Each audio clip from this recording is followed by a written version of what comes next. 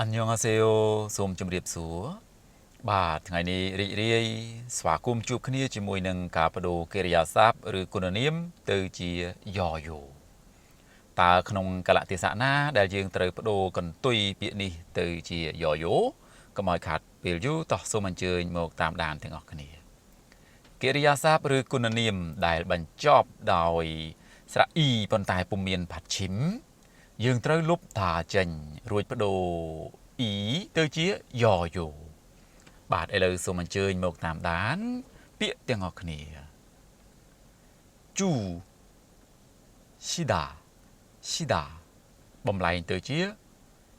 ឆយ៉វាយឈីដាឆយ៉រីកភីដាភយ៉ចាញ់ឬលិចជីដាយ៉យ៉បង្រៀនការុឈីដាការុឆយ៉បាទឥឡូវសូមអញ្ជើញមកតាមដានប្រយោគទាំងអស់គ្នាស្វាយនេះជូរណាស់이 망고가 너무 쉬어요. 이 망고가 너무 쉬어요. គាត់បង្រៀនភាសាកូរ៉េតាមអនឡាញ 그는 온라인으로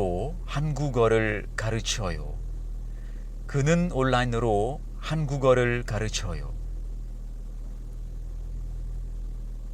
បាទប្រសិនបើបងប្អូនមានចម្ងល់ពាក់ព័ន្ធជាមួយនឹងការបដូរពាក្យទាំងនេះបងប្អូនអាច comment នៅខាងក្រោមនេះបានសូមបងប្អូនជួយចុច like follow ឬ subscribe រួច share បន្តដើម្បីទទួលបានវីដេអូថ្មីៗបន្ថែមទៀតសូមអរគុណចំពោះការតាមដាន 감사합니다